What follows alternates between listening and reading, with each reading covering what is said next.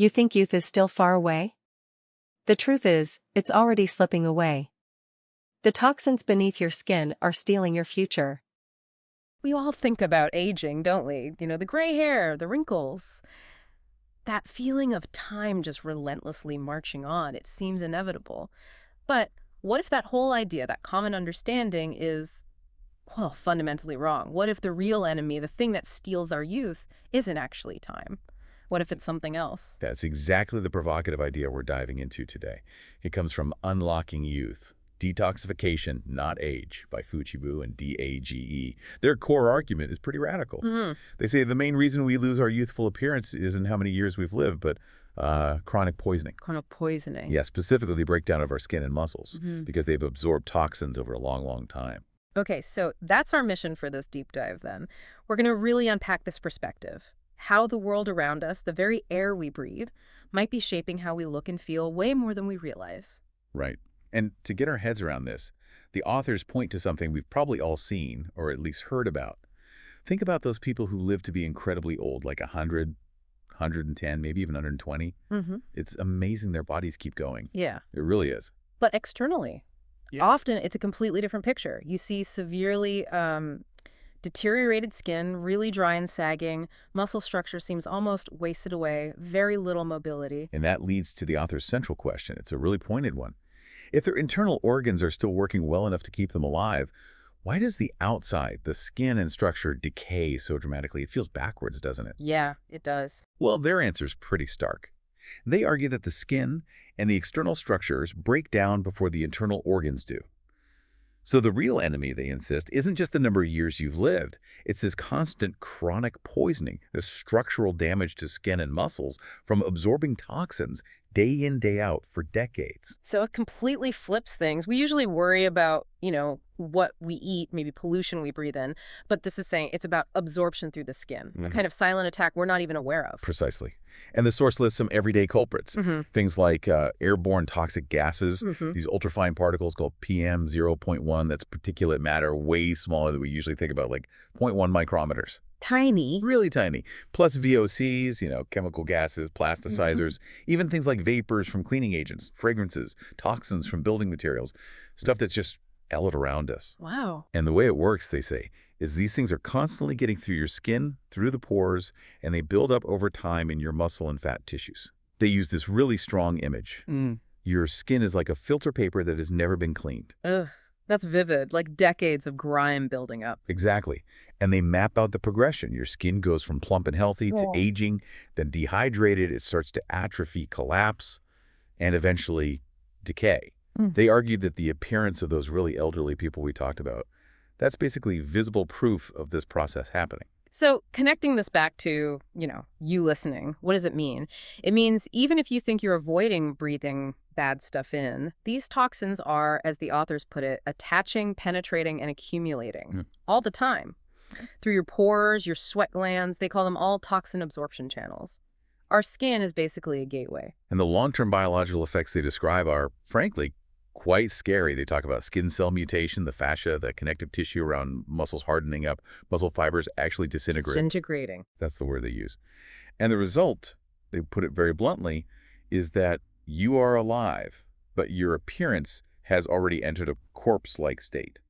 That's a harsh way to phrase it, but they want to convey the severity of this long-term external damage. Okay, this is already challenging a lot of assumptions. But here's something that really surprised me. The idea about rural areas. We tend to think countryside equals clean air, right? It's a common wisdom, yeah. But the authors argue it can actually be a kind of slow poison hell. Right. It sounds counterintuitive, but they list these sort of invisible chemical toxins you find in rural settings. Things like pesticide residues, the mist from spraying. Oh, pesticides, yeah. But also ammonia and nitrogen oxides evaporating from chemical fertilizers. Smoke, not just from industry, but from burning wood, trash, even rice straw. Then there are organic toxic gases like methane and ammonia from animal feedlots or livestock sheds. And even things like mold spores and formaldehyde from older damp buildings. There's a whole different set of problems than city smog, but still toxins. Exactly. And because the concentration might be lower than in a city, it's maybe less immediately noticeable. But these toxins, they argue, still penetrate the skin, build up year after year in muscle tissue, around organs, causing that premature external breakdown. Ah, so that could explain that living long but looking like mummies phenomenon they mentioned. The insides keep going because the toxin load isn't instantly overwhelming, but the outside. That's their explanation, yes. The exterior takes the brunt of that slow, steady accumulation over decades. This also throws a wrench into another common idea, doesn't it? The belief that if you eat healthy, maybe cut back on alcohol, don't smoke, that's enough to stay youthful. Right. The authors would say that completely misses the point. It ignores the skin and muscles acting as these first-line toxin absorbers. You could have perfect internal health habits, but if your environment is toxic, your exterior is still under assault. So how do they define youth then, if it's not just age? They redefine it entirely. For them, youth isn't about a number. It's about whether your skin is unblemished, untainted, and unpenetrated by toxins. It's fundamentally about cellular purity, expressed outwardly. Which means all those expensive creams and treatments. Largely pointless, according to this view, if you're still bathing your skin in toxic air day and night. They say if you sleep daily in toxic air, use scented detergents. Your skin will still age as if steaming in poison. It's like trying to bail out a sinking boat without plugging the hole. Okay. They also have this model about damage reversibility, right? Can you break that down? Yeah, it's quite specific. They say internal toxins, the ones you breathe in affecting organs and blood, might be reversible if the body isn't totally saturated. But skin toxins, from that long-term absorption through the skin, mostly irreversible.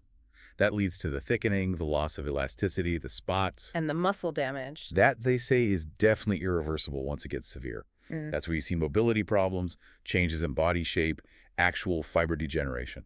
So the bottom line is pretty stark. It is. They state clearly youth can only be extended, not reversed. Once toxins get through the skin barrier, damage collagen, fat layers, capillaries, things like fine lines, spots, dryness, sagging. According to them, that damage is permanent. You can't just wind back the clock on that kind of structural change. All right, so if the problem is pervasive environmental toxins penetrating the skin, what on earth is the solution they propose? Well, it's quite direct. They say, toxin prevention is the only method for preserving youth. Forget creams, forget diets.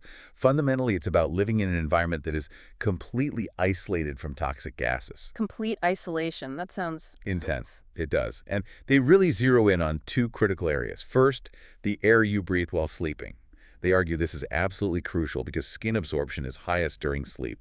Sleeping in toxic air means you're literally accelerating aging every night. Wow, okay. Sleep is key. What's the second area? Bath water.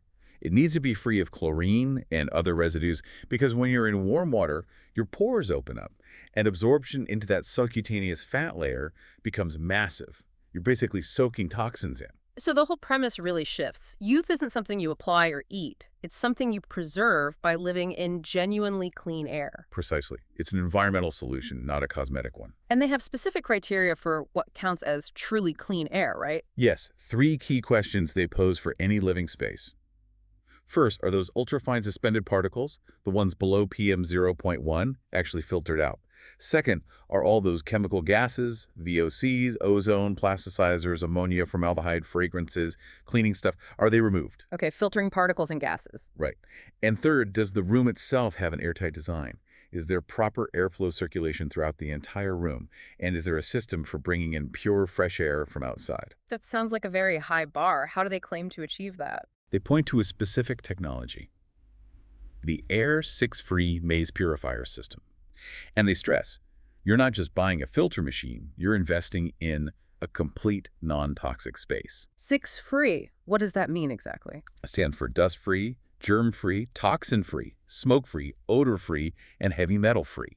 That's the standard they claim the system achieves. They say it can capture particles down to 0.0001 micrometers. That's just 1 nanometer. 1 nanometer? That's incredibly small. How does that compare to regular filters? Well, standard HEPA filters, which we think of as pretty good, usually target particles around 0.3 micrometers or 300 nanometers. So they're claiming this system captures particles potentially 300 times smaller. They talk about using principles like positive-negative charge attraction, which becomes more dominant at that nanoscale. Okay, so it's a fundamentally different approach to air purification. That's the claim. And they tie this directly back to aging. They argue the sense of time for your youth isn't dictated by your birthday, but by the speed at which toxins are accumulating in your system.